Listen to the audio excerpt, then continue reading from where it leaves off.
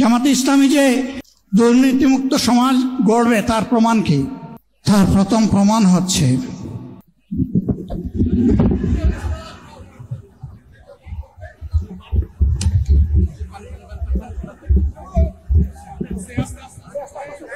আপনারা অবস্থান করুন যার যে জায়গায়। আপনাদের সবকিছু দেখার সঙ্গে জায়গার স্থান পরিবর্তন করবেন না, সবাই জায়গায় থাকেন, সবাই তার নিজ নিজ জায়গায় অবস্থান গ্রহণ করেন, সবাই তার নিজ নিজ জায়গায় অবস্থান গ্রহণ করেন। আপনারা নিজ নিজ জায়গায় থাকুন, প্রয়োজনীয় দিক নির্দেশনা দেওয়া হবে। আপনাদের উত্তেজিত উদ্বেলিত হওয়ার কোনো কারণ নেই। মহান রাব্বুল আলামিনের একান্ত মেহেরবানিতে আমাদের প্রোগ্রাম আলহামদুলিল্লাহ, শুকরান, আলহামদুলিল্লাহ কাসিরান। সম্মানিত ভাইরা,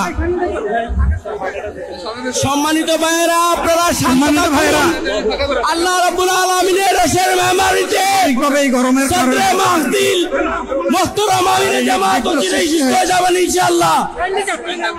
আমি আল্লাহ তাআলার শুকরিয়া আদায় করি, আল্লাহ তাআলার শুকরিয়া আদায় করি আবার আপনাদের সামনে দাঁড়াতে পেরেছি। আমি বলেছিলাম দুর্নীতিমুক্ত বাংলাদেশ ইনশাআল্লাহ সবাইকে নিয়ে আমরা গড়ব। আমরা কথা দিচ্ছি, বাংলাদেশ জামাত ইসলামী যদি আল্লাহ তাআলার মেহেরবানি এবং সরকার জনগণের ভালোবাসা নিয়ে সরকার গঠন করে, তাহলে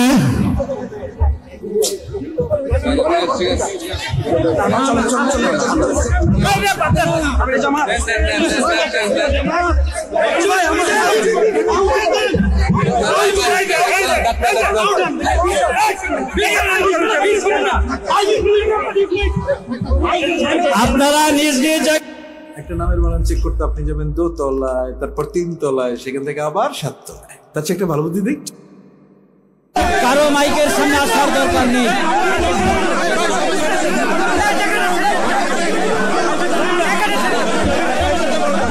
আপনারা অবস্থান করুন নিজ নিজ জায়গায়।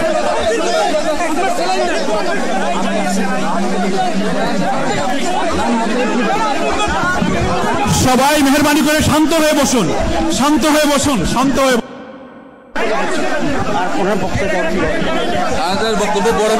আপনারা সকলে আমিরে জামাত একটুখানি অসুস্থ হয়েছেন গরমের কারণে হয়েছে, কিন্তু উনি বারবারই চেষ্টা করছিলেন বক্তব্য দেওয়ার জন্য। ডাক্তাররা বলছেন ওনার আর বক্তব্য রাখা ঠিক হবে না, ওনার যে বক্তৃতা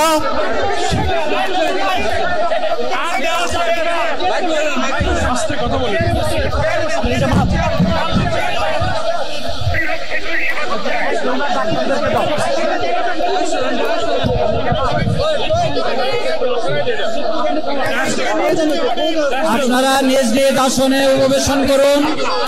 সংগঠনের দায়িত্বশীলগণ প্রয়োজনীয় দিক নির্দেশনা দিবেন। আপনাদেরকে নিজ নিজ জায়গায় অবস্থান করার জন্য অনুরোধ করা হচ্ছে।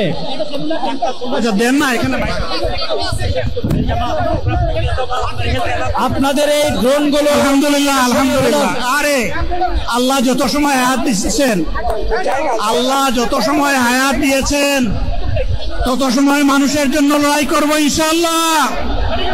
এ লড়াই বন্ধ হবে না। বাংলার মানুষের মুক্তি অর্জন হওয়া পর্যন্ত আমাদের লড়াই অব্যাহত থাকবে। বলছিলাম জামাতে ইসলামী যদি আল্লাহর ইচ্ছা এবং জনগণের ভালোবাসায় বাংলাদেশের মানুষের সেবা করার সুযোগ পায়, তাহলে মালিক হবে না, সেবক হবে ইনশাআল্লাহ।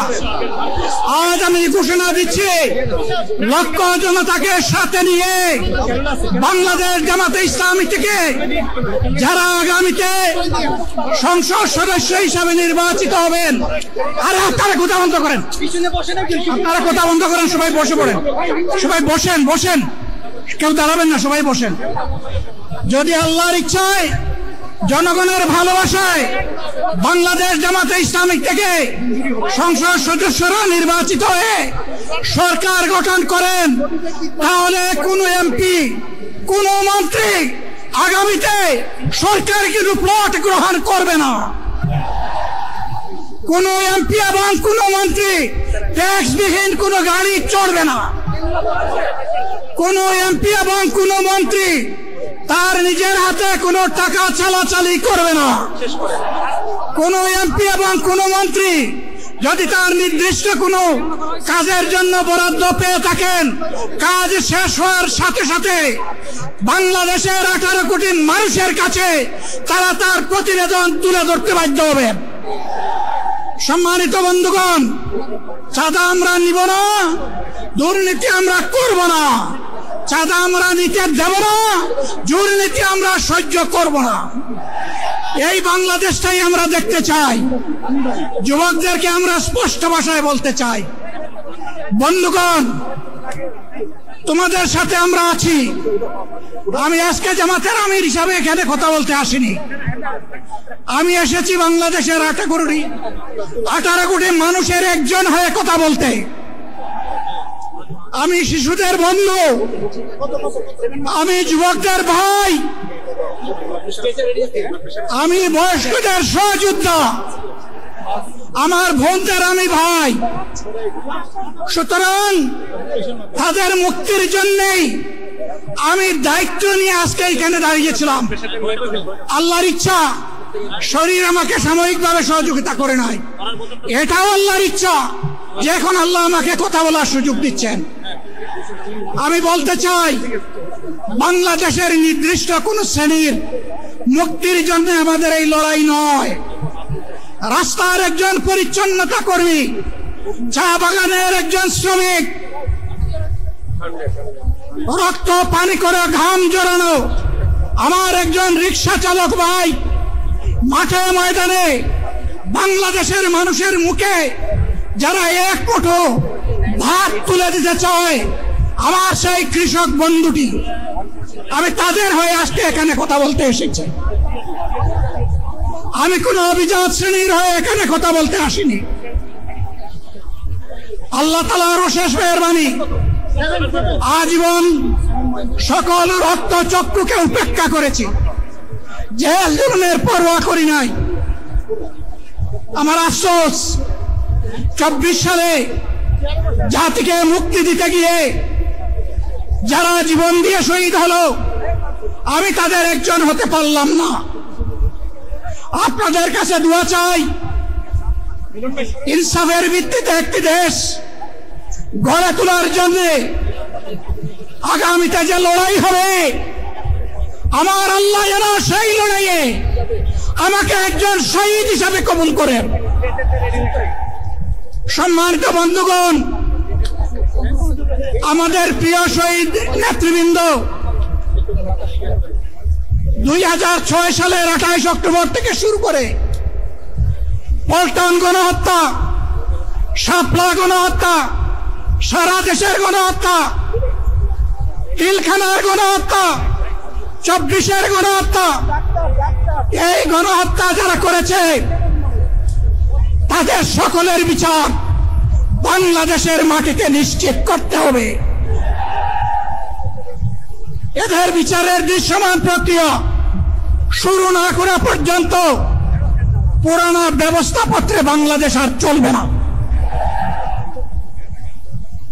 এতগুলো মানুষ এমনি এমনি জীবন দেয় নাই, জীবন দিয়েছে জাতির মুক্তির জন্য। যদি বস্তাপটা পুরানা সবকিছুই টিকে থাকবে, তাহলে কেন তারা জীবন দিয়েছিল? যারা ওই বস্তা পচা ব্যবস্থাপনায় বাংলাদেশকে আবার গড়তে চান, তাদেরকে আমরা বলি, জুলাই যুদ্ধ করে যারা জীবন দিয়েছে, আগে তাদের জীবনটা ফেরত এনে দেন। যদি শক্তি থাকে ফেরত এনে দেন। আপনারা পারবেন না, যেহেতু পারবেন না, কাজেই নতুন ব্যবস্থায় নতুন বাংলাদেশ গড়ে তোলা হবে ইনশাআল্লাহ। শিশু, কিশোর, যুবক, মা, বোন, শ্রমিক, ছাত্র, জনতা ব্যবসায়ী সবাইকে যেই দেশ, যেই সংবিধান, যেই রাষ্ট্র নিরাপত্তা দিতে পারবে, সেই নতুন বাংলাদেশ আমরা গড়ে তুলতে চাই। ভাইয়েরা, আমাকে সবাই চাপ দিচ্ছে, কেউ বলে ভাই শেষ করেন, কেউ বলে চাচা শেষ করেন। আমি তাদেরকে নিশ্চয়তা দিয়ে বলছি, আমার মত আমার আল্লাহ নির্ধারিত সময় থেকে 1 সেকেন্ড আগে হবে না, এবং হায়াত যা দিয়েছেন তার 1 সেকেন্ড আগেও আমি যাব না। অতএব মহান আল্লাহর কাছে আবারও তৌফিক চাই। আপনাদের কাছে যে কষ্ট হয়েছে আপনারা, আমি তো এখানে শান্তিতে বসাচ্ছিলাম আর চতুর্দিকে শুধু দৃষ্টি বুলাচ্ছিলাম, কি কষ্ট হচ্ছে আমার ভাইদের। প্রিয় ভাইরা, এই কষ্ট আল্লাহর জন্য। এই কষ্ট কার জন্য? ইনশাআল্লাহ আল্লাহ তাআলা আপনাদেরকে তার উপযুক্ত যাজা দুনিয়া দিবেন, আখিরাতে দিবেন। আপনাদের এই ত্যাগের বিনিময়ে নতুন বাংলাদেশ আমরা পেয়ে যাব। আসুন সেই নতুন বাংলাদেশের জন্য একবার স্লোগান দিয়ে শেষ করি, নারায়ে তাকবীর। আসসালামু আলাইকুম ওয়া রাহমাতুল্লাহ।